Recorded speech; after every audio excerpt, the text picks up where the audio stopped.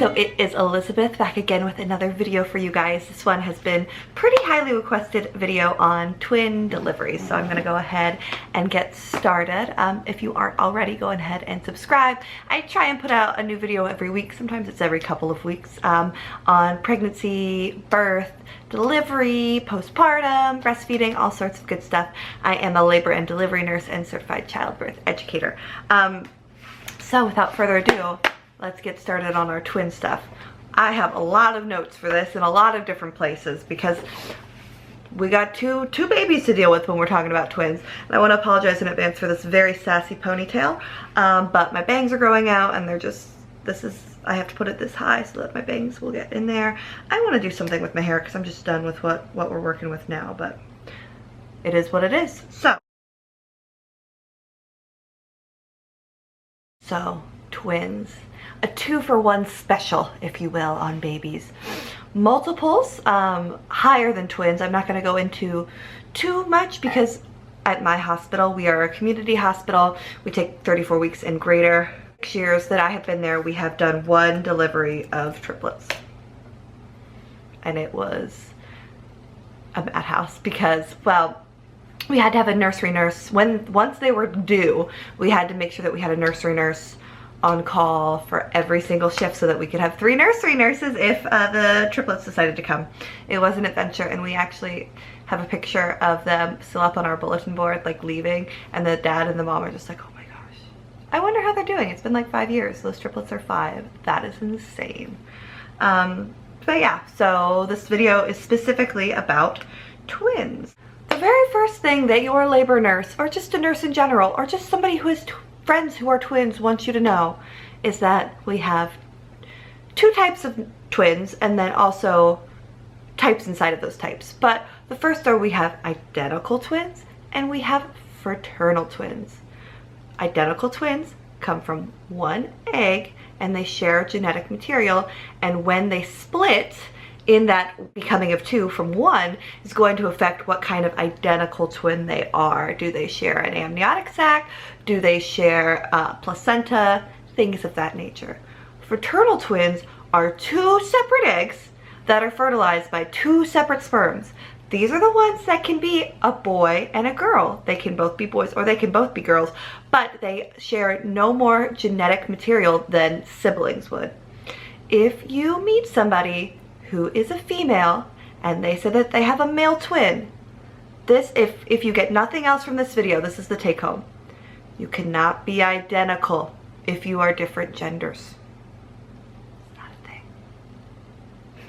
thing. My best friend in high school is a fraternal twin, a boy. He has a sister, and people would ask him all the time if they were identical. Can't be identical if you're different genders, and you can, and fraternal twins are not identical twins. Interesting fact for you, Mary-Kate and Ashley Olsen, though they look incredibly similar and they played the same character in Full House, are fraternal twins. So we have talked about fraternal or dizygotic, so 2 eggs. We've talked about those, can be the same or different genders. This is the one that is going to be more of a genetic component to, like, oh, twins run in my family, because some women release 2 eggs every single time they ovulate. I saw it on TLC. I wouldn't say it's very common, but it is possible, and those women are obviously, if both of those eggs fertilize, are going to have twins. They're also going to occur more often among African American women, less often among Asian women, increased with advanced maternal age, parity, so the greater number of babies and pregnancies that you're carrying, and the use of fertility drugs, because again, 2 eggs are being released into the world. 2 eggs, and then those sperm come, and then we have 2 beautiful babies who are genetically siblings, not genetically identical. Thank you. So monozygotic, or 1 egg, are eggs that split, and then you have 2 cute little babies who are identical. Now, sometimes, depending on when they split, monozygotic twins, so identical twins, can have 2 separate sacs, 2 separate placentas, just like the dizygotic or fraternal twins. So sometimes you can't tell if they're identical just based on what you're seeing in the ultrasound if they're the same gender. If division occurs sooner in fertilization, you're going to get 2 embryos, 2 amnions, 2 chorions, and 2 placentas, just like fraternal twins. So the earlier things separate before things start taking root, the more of their own stuff that they get. It's nice to have your own stuff because sharing, as we know, is not an attribute of the small humans. Division normally occurs between 4 and 8 days after ovulation. So like, you don't even know you're pregnant yet and your body's like making extra babies. What the heck?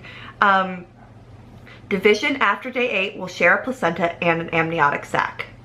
These are mono twins, which means that they share 1 placenta, 1 amniotic sac. These are the ones that stress out labor nurses the most. Monozygotic twinning occurs in approximately 3.5 to 4 per 1,000 births. So identical twins are 3.5 to 4 per 1,000 births. There's no association with race, heredity, maternal age, or parity, but fertility drugs can increase the risk of identical twins. Okay, so we've talked about monozygotic identical twins and dizygotic fraternal twins, and why these things matter. So we care if babies share an amniotic sac. We care if they share a placenta. Sometimes when babies share placentas, one baby isn't getting as much nutrients as the other. There's one twin is getting more than the other. There are things that can be done in utero to help correct this. Sometimes early delivery is necessary for that. I'm not going to go into that, and if you were to experience something like that, I definitely think you've got to be talking to your doctor, talking to your team. It's very specific to you. Some things that we do see at our hospital is twins who have gotten to 34 weeks who share both a placenta and an amniotic sac.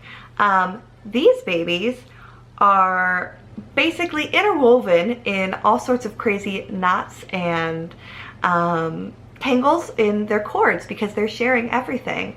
And because of this, mono twins, so twins that share both a placenta and an amniotic sac, will be delivered by C-section, and it's recommended that this happens between 32 and 34 weeks because of all of the tangling that can occur.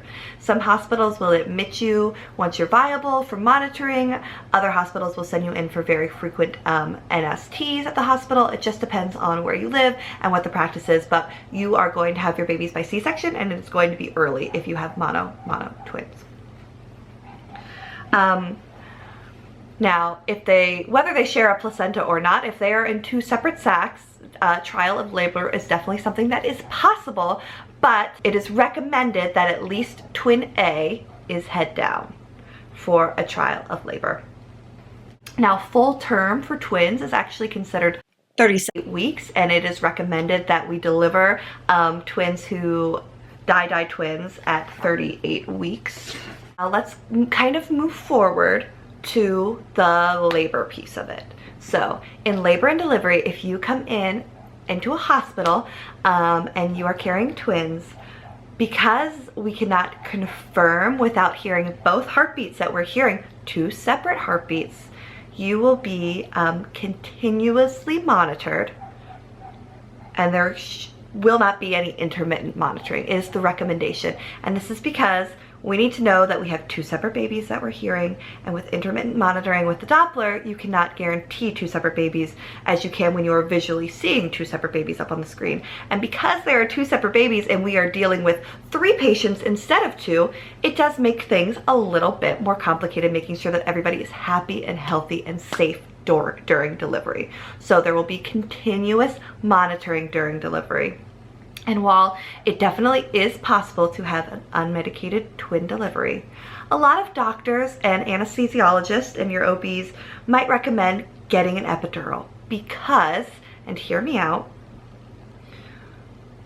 you might be more likely to need a C-section because, again, we've got those 3 patients that we're dealing with instead of 2.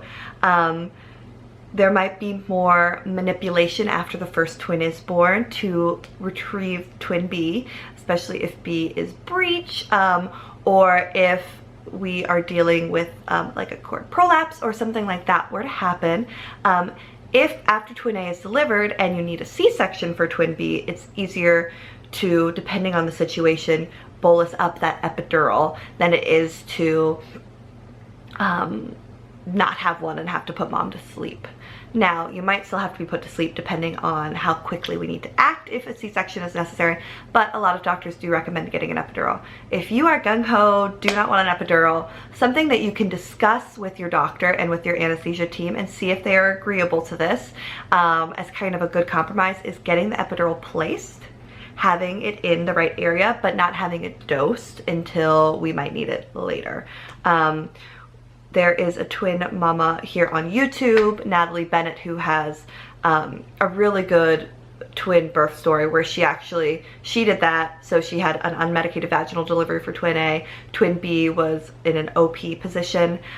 So it was sunny side up, it was face up, and she wasn't able to rotate it. And she ended up having a C-section with twin B, and they used the epidural to bolus her up so that she was comfortable, so that she was awake and alert for the delivery of her second baby. And then she also has had a third, and she had an unmedicated VBAC. So she has really good birth videos. If anybody's interested in watching that, I'm pretty sure she like filmed in the OR, because back to some of our twin labor and delivery facts, you will deliver your twins in the OR.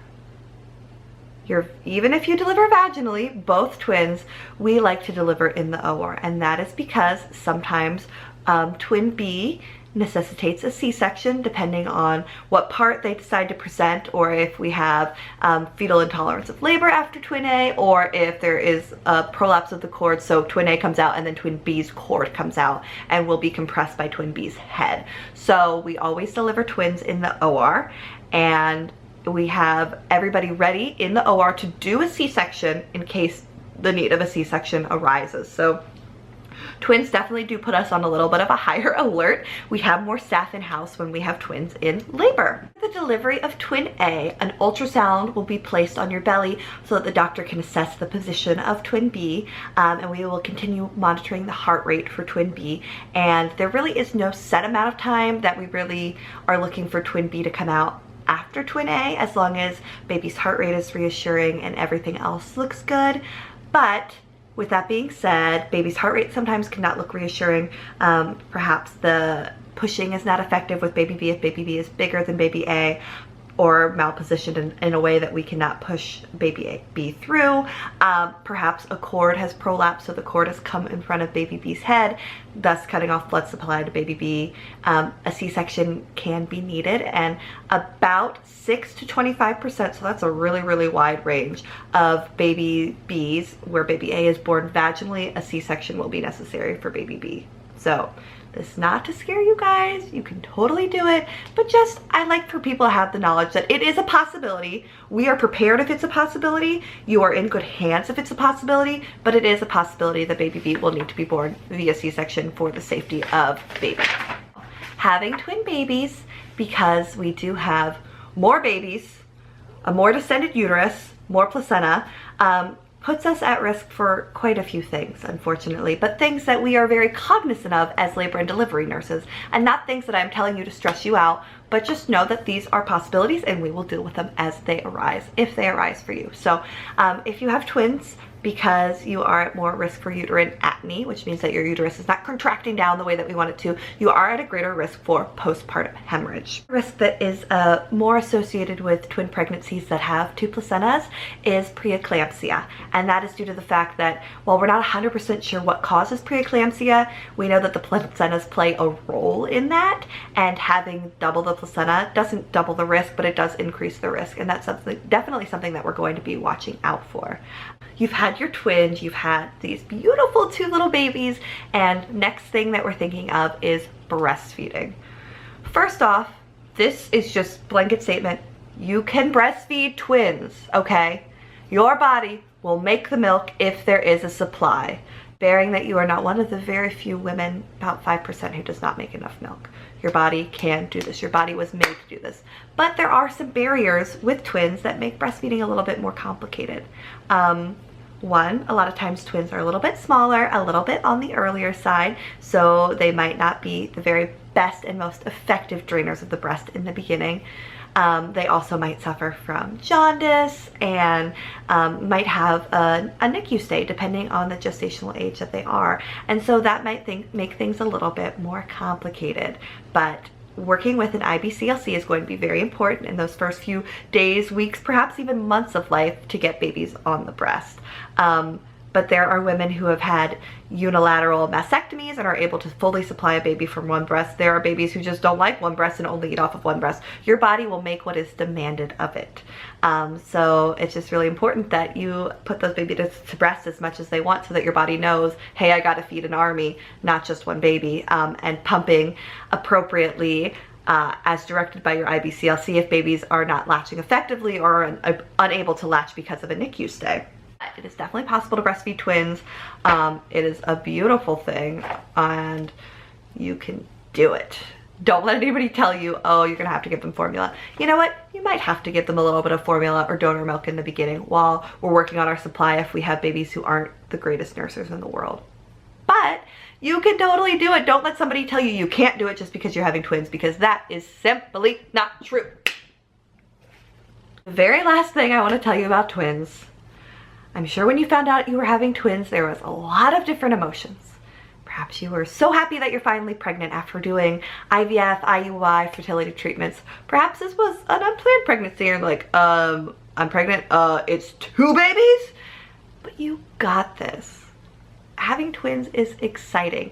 And yes, it is double trouble, but it is also double love. And it is going to be amazing. And reach out for support when you need it, girls, ladies, people with babies growing in them, and just know that double trouble means double love too, and you got this.